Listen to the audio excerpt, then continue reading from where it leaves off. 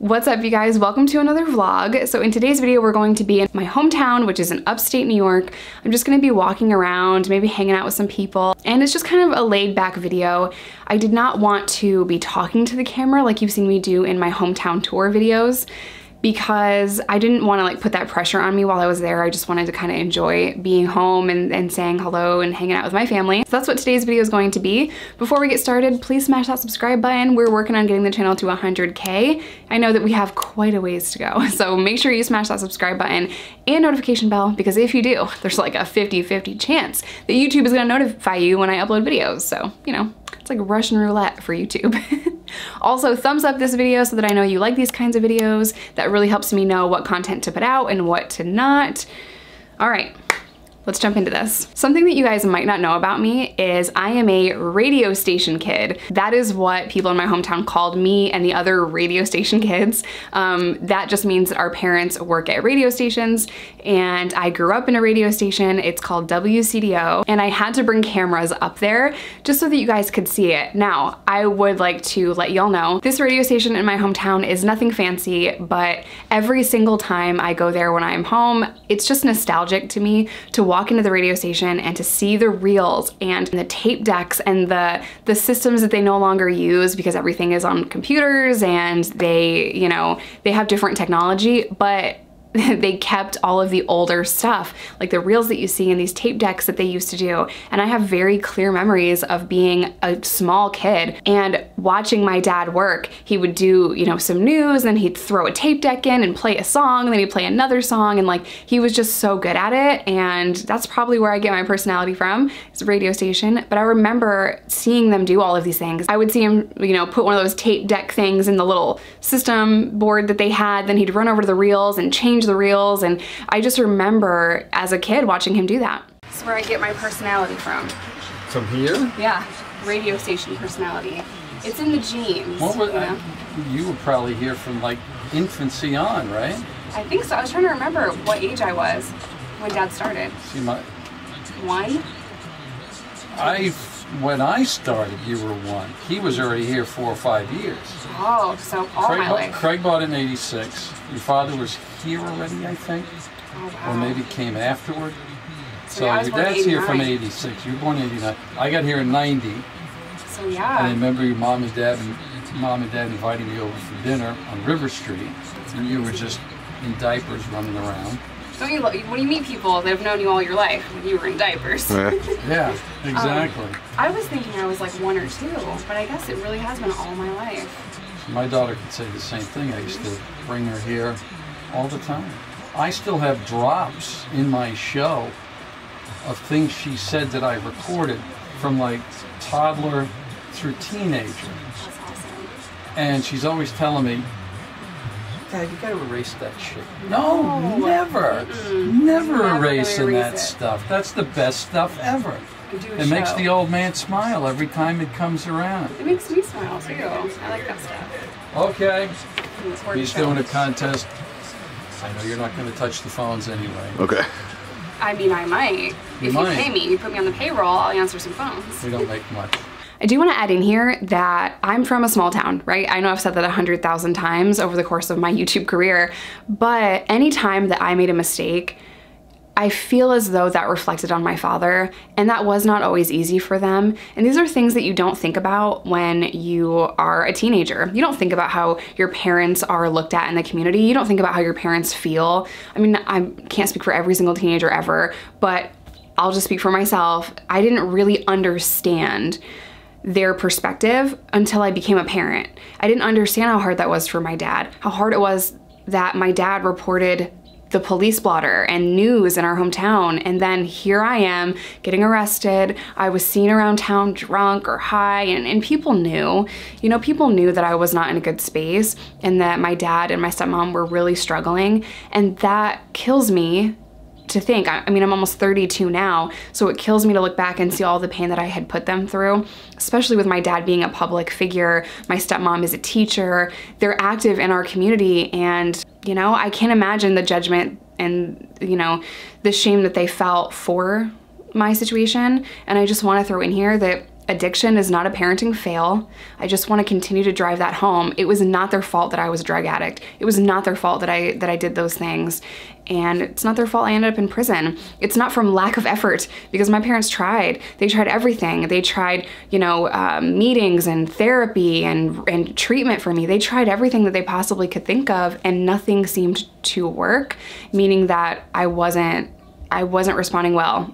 Not to jail, not to therapy, not to treatment, not to meetings. I wasn't responding well because I didn't want it. I feel like that's a pretty heavy moment. So let's transition into meeting Jen's daughter, Bella, for the first time. I am blown away by how our girls became like instant friends. Jen now has full custody of Bella, and Bella is now home. That has been a journey that she has wanted for so long, and I am so unbelievably proud of her. There are so many parallels between my story and Jen's story, and seeing our girls finally get to hang out was just, I mean, I have goosebumps thinking about it because it was beautiful, and it's something that her and I both wanted for a long time. We want our girls to be best friends, and you guys, instant friendship, instant friendship.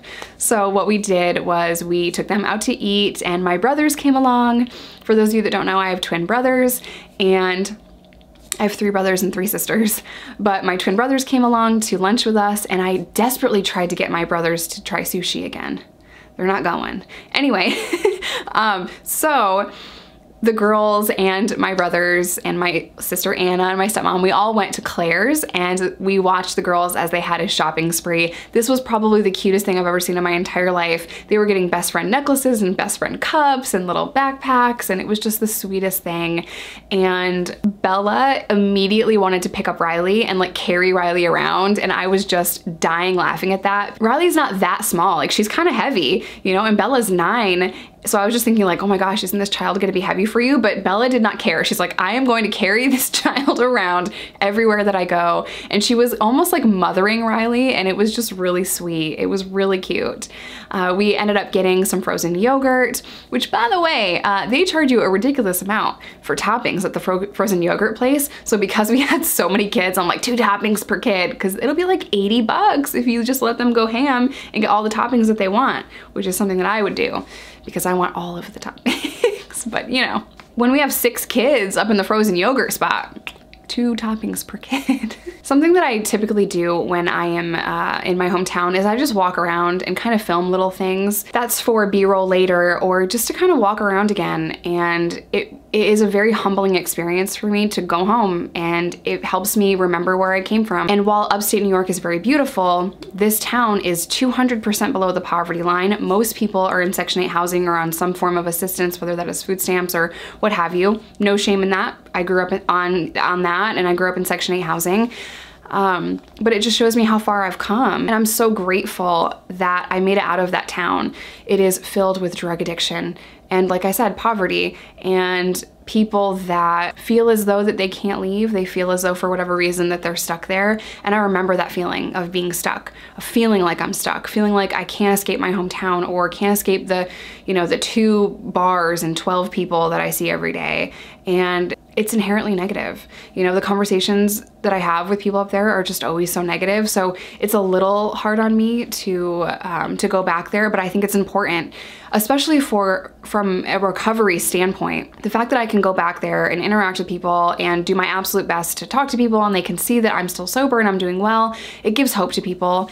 And, or at least that's what they tell me. I'm not just like saying like, oh, I'm a beacon of hope for people. No, I'm surprised that I have 9 years in recovery. That is huge to me. That is huge to me. So I always reflect on how far I've come when I go to my hometown. My daughter Micah is named after my brother Michael, and I got to see him, and I haven't seen him in a couple of years. Reese got to meet him for the first time, and that meant so much to me.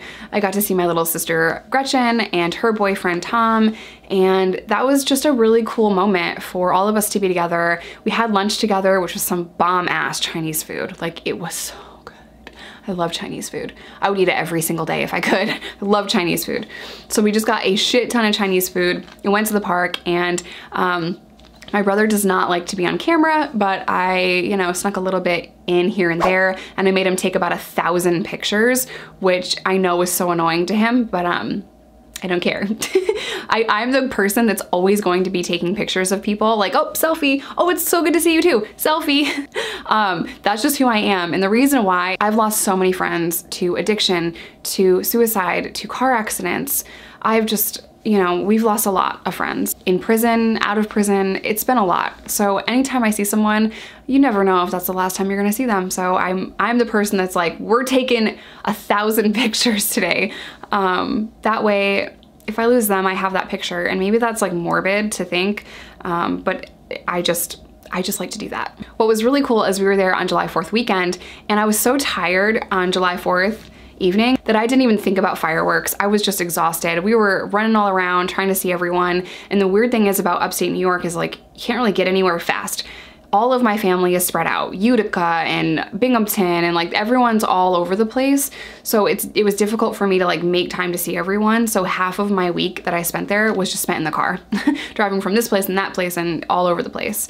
So that was a challenge, but I was so tired, we just went back to our hotel, and we pulled into our hotel and there's tons of people outside in lawn chairs. And I thought, oh, this is where the fireworks are.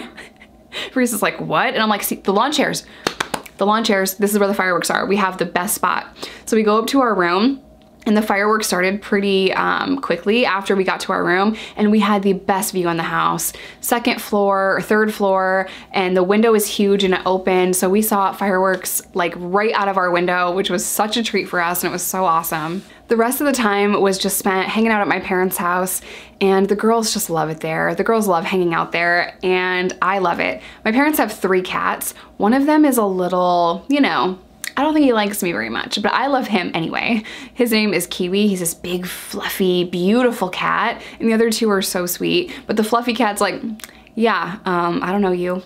This is my house. Where'd you come from? The other 2 are just very, very, very sweet and love me. Kiwi is, like, if I was a cat, I'd probably be that cat, you know what I mean? Like kind of a rebel, just kind of doing what he wants to do. He's indoor and outdoor cat, and he's just like, is like, I don't care about you.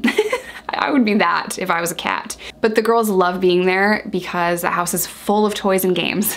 So they had a great time hanging out there, and hopefully my parents will come visit Chicago soon and we can go to Wrigley Field, which is on my dad's bucket list. So fingers crossed. All right, you guys, I'm gonna end today's video here. I really hope you enjoyed this vlog and kind of seeing my hometown again and seeing the radio station and all of the things that I did. If you wanna see more videos like this, let me know in the comment section down below, and I will see you guys in my next one. Bye.